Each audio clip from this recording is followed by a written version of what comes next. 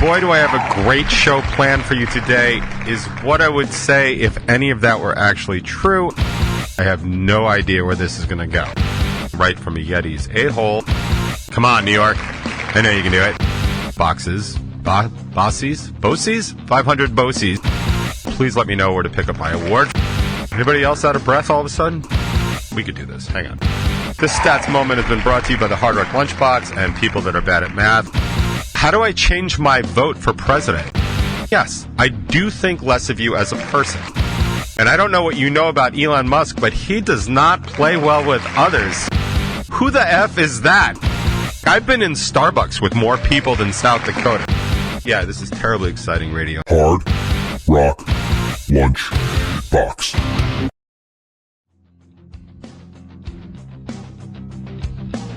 Hey everybody, and welcome to the Hard Rock Lunchbox. And of course, if you're watching on YouTube, welcome to the Top 20. Apparently, this is going to be episode 201 of the Top 20. Who knew? Well, fall has arrived, finally in the Northeast. It is an incredibly brisk November 14th, 2024. And boy, do I have a great show planned for you today, is what I would say if any of that were actually true and I had clocked more than, say, 4 hours worth of sleep and wasn't just completely burning through my life right now on caffeine and adrenaline. So I would just sit back and relax because honestly, I have no idea where this is going to go. So let's give yourself a round of applause for even showing up today. I will give myself a round of applause for even showing up today. I actually had to double check to make sure it was indeed Thursday. Veterans Day was Monday. And so technically I was off, so I decided to celebrate as most people with the day off do, and I worked. So that was fun. I actually worked in advance of a meeting that we had to have with a very large client that was scheduled originally for Monday, and then they bounced, well, it was actually scheduled for a couple weeks ago. They bounced it to Monday, and then they bounced it to Tuesday because somebody pointed out that it was Veterans Day. But I wanted to be ready for it. It's one of our biggest clients. It actually used to be our biggest client that has now just been completely surpassed by another biggest client. So that makes them our second biggest client, which is still the biggest client almost, which is I consider to be important. My work ethic makes me think that that sort of thing is important. So I came in to do all that work to get it all ready for the meeting, and then they bumped that meeting again. So it sounds like I'm bitter. I'm not. I'm just tired. Honestly, at this point, I'm just completely used to that kind of nonsense, which is just bananas. You can tell from my attire that long sleeves and a hoodie, like it is indeed cold as F here. It has been warm, but it's also been cold. It's supposed to be warmer today because the wind is supposed to die down. I think the wind was coming right from a Yeti's a-hole, and I guess that's why it's been so cold. I was fascinated to find out yesterday that the tri-state area is under a fire advisory because it has been so dry, and because of the winds that really amplifies that particular problem. Jersey is actually experiencing I think it's a drought warning that they're under. New York is not quite there yet, but come on, New York. I know you can do it. But don't worry, because that's all going to be taken care of because our new fearless leader-elect has decided to put Lee Zeldin in charge of the EPA. Lee Zeldin, who unbelievably has the lowest score of all Republicans in the House in New York for his environmental record, is going to lead the EPA. So, I am no fan of Lee Zeldin, mainly because I think he's an idiot and an asshat, but he's also really bad on the environment. So in this particular case, I think it's even more serious. So if any of you out there care about the environment and also voted for Trump, this is your fault, and don't think the rest of us aren't going to forget that. We're going to talk a little bit about some stuff that's going on this week politically, mainly because it just makes me laugh my ass off. But let's first go to some light housekeeping, because that is the way we almost always start off this show whenever I remember to do so, which is not always. So anyway, there's a brand new Top 20 out. As I said, it is episode 200, which is really something, because it doesn't feel like that. You know, when you're eating really good pasta and you've had a second bowl of pasta and you're like, it doesn't even feel like I had that second bowl of pasta until way later. It's that. Now, it's true that I'm in the 500s for Hard Rock Lunchboxes. BOSIes? 500 BOSIes. And that sounds about right. It's almost 600 at this point because I've been on the air so long. By the way, I did find out recently, if I didn't tell you guys, I found out that I'm the only original show still left on the station here, 99 WNRR, which kind of means I'm old, right? And that's cool. I mean, if there are any signs about old, you would think the gray and the beard might give it away. The fact that I have existed about as long as Jesus and Moses, and also that my shoulder no longer works, nor does most of my other body parts work at this point, would have given it away. But if you needed further reason to think I was old, it's that. Hard Rock Lunchbox, longest running show on 99 WNRR. Thank you very much. Just please let me know where to pick up my award for that. Anyway, episode 200 is out. It's called Lacking Bandwidth, which is an appropriate title given what I was talking about, because just totally running out of energy despite my, not manic, but my amphetamine-driven style right now. I am just completely out of bandwidth to be able to handle things that are going on. I've found that at work I'm working on 3 or 4 simultaneous projects, which is never good. It really isn't. And also... I'm trying to get other stuff done. I finally was able to post the release of Another Mistake for Black Friday this year, which, if you're not paying attention, is 2 weeks and a day from now. That's late. I mean, I did get the song posted, but I wasn't able to put the pitches together for it until just this week, because it's desperation time because it needs to get done. Otherwise, I'm just going to simply run out of time and not get done. But more on that later, because there's an interesting stat in there that I found fascinating. But anyway, I talk about being completely overwhelmed and forgetful and all the other things that come with being out of bandwidth. And I do talk about the political 9 things about things that Donald Trump had promised. Like I said, we'll get into some of the political nonsense that's going on right now, because some of it really is quite fascinating. A lot of it is horrifying, but some of it is just funny as F to me, given the fact that I've resigned myself to just sort of exist in this bunker/small space for a little while things kind of shake out. Because it does look like the Republicans have taken the House, which means the Republicans will have all 3 branches of Congress, both houses of all 3 branches of government, both houses of Congress, which means absolutely everything that happens within the next 2 years at least is going to be on the Republicans' responsibility list. So let's just make sure they remember that. I know I will be doing my part, and I hope that some of you will be doing your part as well. So that's the episode that's out. Definitely check that out. If you can, give it a like and a subscribe. I know I say it every single week, but I will be getting to those comments as soon as I possibly can. Hurricanes soccer season ends this week against Bethpage, which we are almost certainly to lose. We had our 2 best shots at a victory over the past couple of weeks and blew them both. Although the last game against West Hempstead was the closest we came, we finally had subs, and so it was just a 2-1 loss. And honestly, it should have been a 1-1 tie, or at least a 2-2 tie. But it was nice to see the girls out there kind of really taking control of it. Next season's going to be even better as the team gels. Thank you for asking. That's the Hurricanes update for right now. Let me just give them one of those. That's cool. Anybody else out of breath all of a sudden? Jesus Christ. I did go to the doctor on Friday. He told me I was too fat. Thank you for that. I have to lose 7 pounds in 3 months.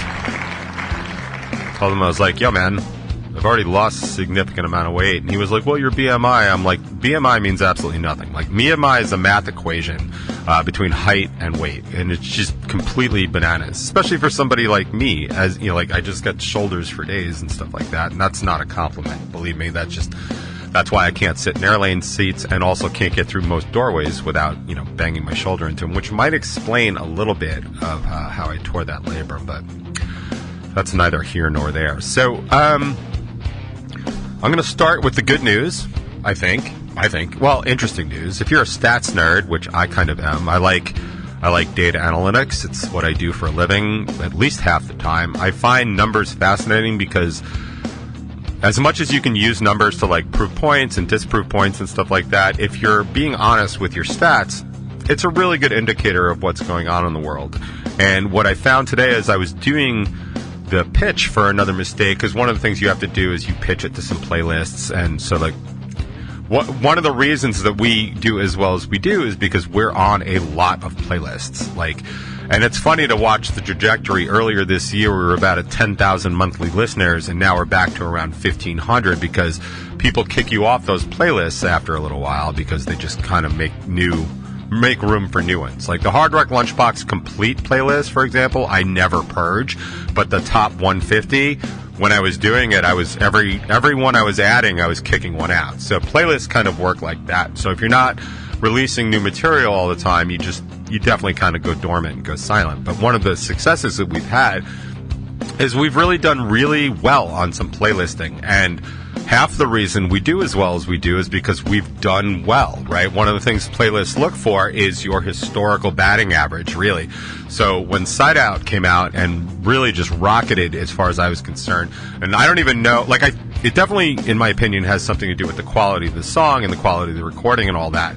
But I think what really drove that was the fact that we hadn't released anything original since 2020. So us dropping something in 2023 was a big deal for any Revel 9 fans. So people were hungry for it. So it really kind of drove that up. It was at like 40,000 plays within a month or two. And that kind of traction is attractive to other playlists, because not only do playlists help you get plays, but playlists also need bands that get plays so that their playlist gets plays. It's very symbiotic, and it makes sense when you start to look at it that way. But I really do think that historical batting average, and then of course this is the successes that we've had with Do No Harm, which, by the way, is the first record we ever released on Spotify. Like the other two we released, The Reality Crush and the Razorblade Diaries, came out and then way after we released them to Spotify, because Spotify really wasn't a thing we were doing at the time.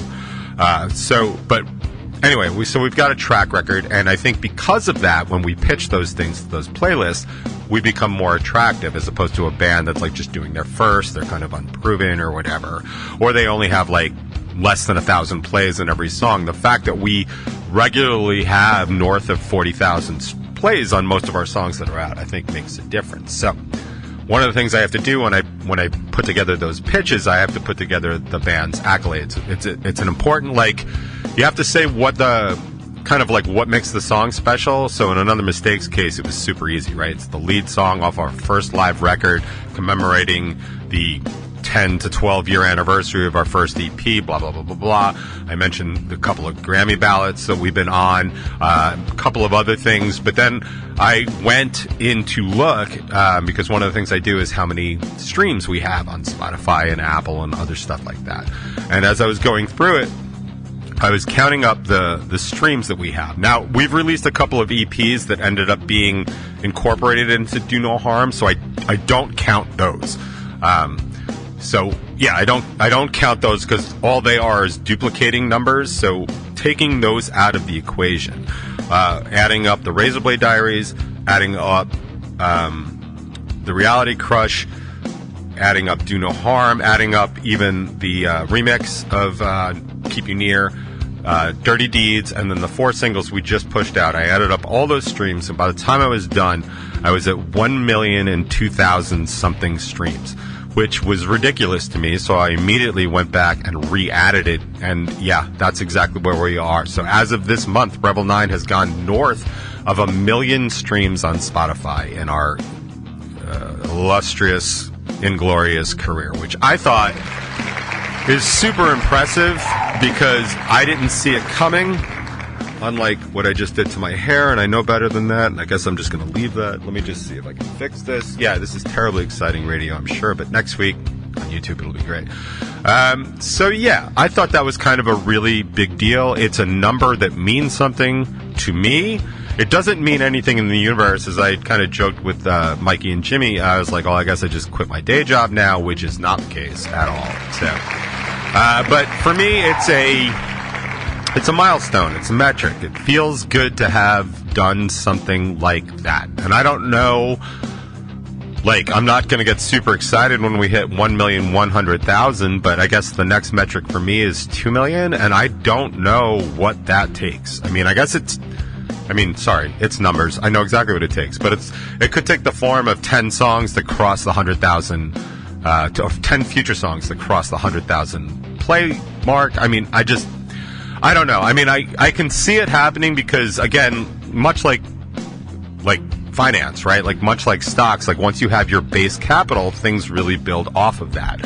People take you much more seriously when you have much more plays because they do. And Spotify is now notorious for catching fake bot plays, so there really is no option for that. I mean, individual users can listen to like whatever they want, and that'll be fine. I mean, one of the stats I'd seen is over the past 7 days, 23 listeners had listened to Keep You Near 400 times, which is not each, but like a total. So what that says to me is that 23 people found that song over the past 7 days and just put it on repeat. And, you know, like, I can't account for those people. Like, I know there are definitely some people that play that song often and like often and daily and stuff like that, and for that I'm super appreciative. But like, I don't know 23 of them. But then, you know, others like Side Out was like 45 people getting up to like 600 play. Like, you know, so they start to make more sense. Like Aaliyah, for whatever reason, just keeps dominating that play because it always seems to have the most listeners. I think that's driven by the video, but that's not a stat I know how to figure or find out or any of those things. So I don't know. But for me, the million stream mark seemed like a really big deal, and I figured I would share it with you because I'm pretty sure most of the people in my listening audience are at least casual Revel 9 fans, and for me, it seems appropriate to just offer up a very huge thank you for everybody that has done the work to get us to that milestone, because even if I wanted to do it myself, I have no idea how long that would take, even though I guess I could figure it out. See, 1 million... we could do this. Hang on. Let me just get my calculator out. So if I took... All right, hold on, everybody. So I'm gonna say 1 million streams. 1 million. I'm gonna just estimate that Keep You Near is about 4 minutes long, times 4. That's, gotta get my gazintas going. That's 4 million minutes, right? Okay, so divide that by 60. Ooh, that's a dirty number. 666.667. So that's how many hours. Now, if I divide that by days, 24 equals something.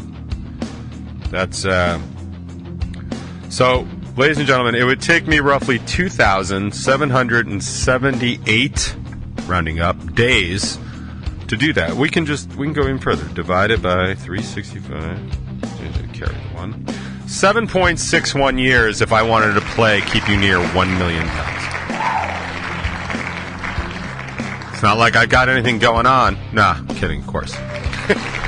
Anyway, this stats moment has been brought to you by the Hard Rock Lunchbox and people that are bad at math, which brings me to what's going on in politics. Yay! I did have stuff to say about the last turn off Broadway, and I definitely had stuff to say about Craving Strange, but I guess I'll just save the Craving Strange stuff for when we do our weekly Craving of the Week about their 10-year anniversary of A Life Exceptional, which was fabulous, by the way. Absolutely fantastic. Anyway, so politics. As some of you may have heard, Donald Trump has been reelected to be the next president. He is the president-elect of the United States of America, surprisingly.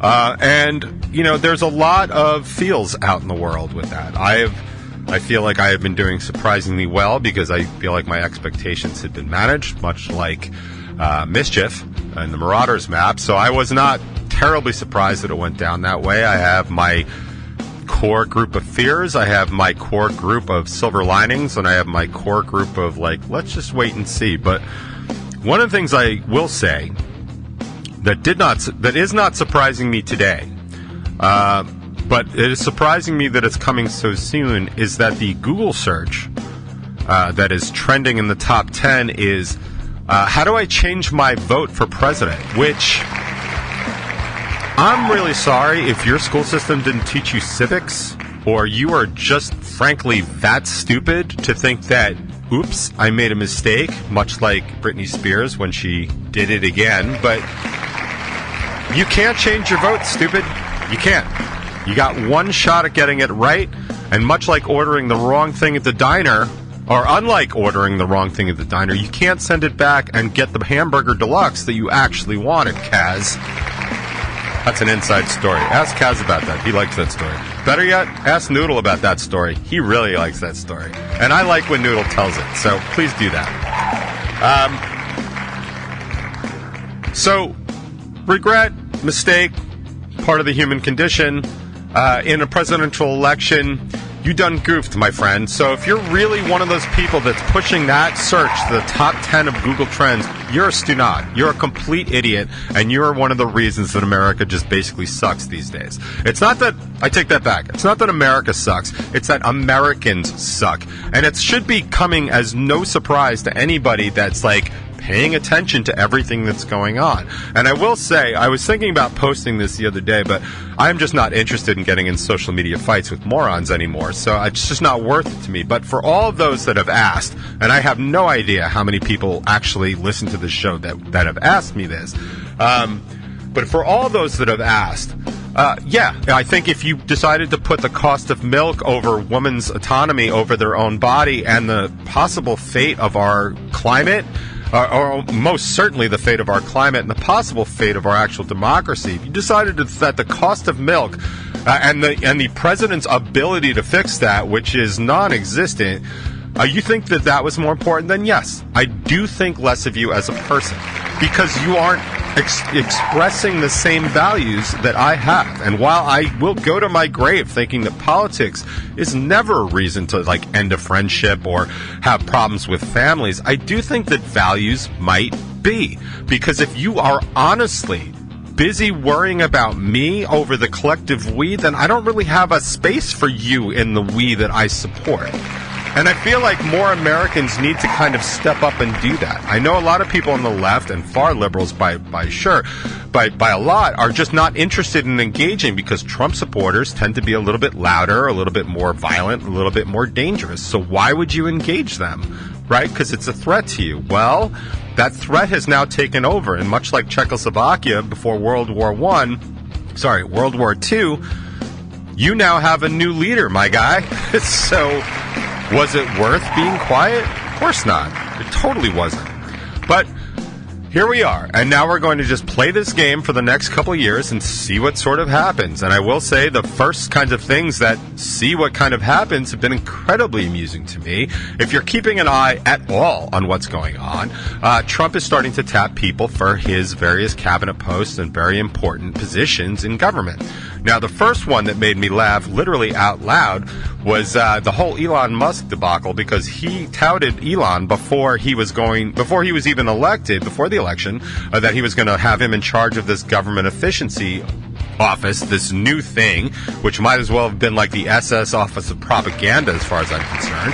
And Elon has promised to slash $2 trillion from his $6 trillion budget, which is not possible when you owe this much money and you have a military thing and you have Social Security. So let's just watch that implode, because that'll be funny. But I feel like it's amusing that in the following days of the election, not only did Trump keep his promise and say that and tap Elon Musk for exactly that, but he gave him a co-chair in Vivek Ramaswamy. And I don't know what you know about Elon Musk, but he does not play well with others. So I laughed out loud when I found out about that one. That's going to be fun to watch. Some of the other stuff I saw was the tap for the head of the Pentagon, the Secretary of Defense, who actually happens to be a Saturday weekend reporter for Fox News. Yeah, he was in the National Guard at some point, and he did see some combat. But the thing that made me laugh the most is the leaks coming out of the Trump transition team are hysterical. Like, you should definitely look up Trump transition team leaks, because they are just fantastic.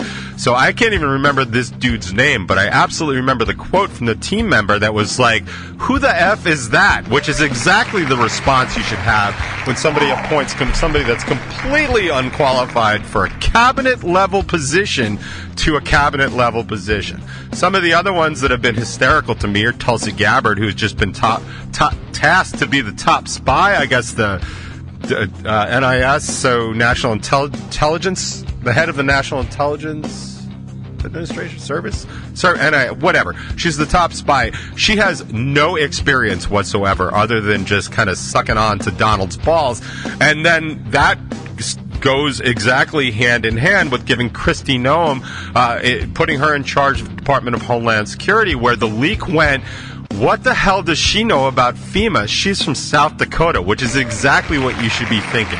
She also is famous for shooting her dog, and as I found out from Stephen Colbert or maybe Jimmy Kimmel, she also shot her family goat. So she's going to be responsible for deporting 12 million Mexicans or illegal migrants or immigrants back to Mexico or wherever they're from. She runs South Dakota. It's barely a state, right? Like, I've been in Starbucks with more people than South Dakota. So keep an eye on that one, because that's going to be a spectacular failure. And as I've been telling people, one of the great things about Trump appointing such incompetent boobs to these positions is, like, even to do bad stuff, to do pure evil, you still have to be competent enough to do it. And I'm excited to see these absolute asshats so far in charge of these things. But I have to say, my absolute favorite pick so far was Matt Gaetz from Florida. Yeah, the sex trafficker that was banging a 17-year-old and bringing her across state lines. That one. He is going to be our Attorney General of the United States. To be fair, Senate Republicans have already said they're going to block him because people in Congress hate him, mainly because he's a scumbag, probably a pedophile, definitely a sex trafficker. He's also got a couple of DUIs. He's also got a Cuban son that he announced recently, which...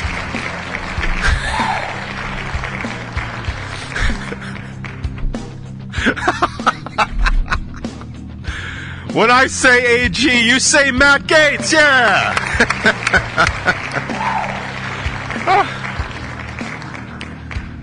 To put this in context, every now and then I like to put on video from the Riverhead Raceway of the school bus demolition derby. It kind of feels like that. So, all I can really say is strap in, maybe strap on, and just watch. Because you know what, people? There's absolutely nothing you can do about it right now. There is not a goddamn thing you can do about what's coming. What you can do is you can urge your current members of Congress, especially in the Senate, to make sure they pass absolutely as many of their federal court appointees as possible, blowing through anything the Republicans feel like standing up for. F them, get those positions filled, make sure you work up until noon on the 20th of January. Get it done. Speaking of getting it done, that's going to be it for the top 20, I think. Also, speaking of getting it done, the Space Turtles got it done, and they put out a brand new song this week called Let It Go. It's not the one I wanted them to release, but they don't answer to me, so that's cool. But I will take what I can get. They're a good local Long Island band, and they're good dudes beyond that. So I don't know where their political leanings are, but I can separate politics and music and just carry on with the show, because mainly I'm just cool like that.